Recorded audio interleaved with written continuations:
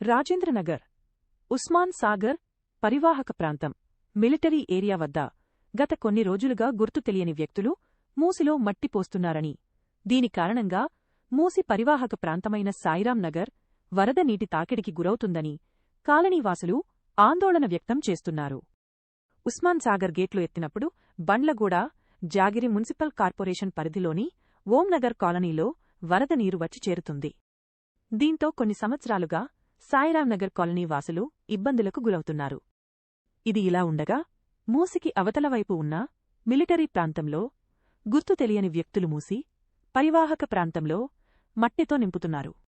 ఈ విషయాన్ని గమనించిన స్థానికులు రంగారెడ్డి జిల్లా కలెక్టర్ హైడ్రా అధికారులకు బండ్లగూడ మున్సిపల్ కమిషనర్కు ఫిర్యాదు చేశారు.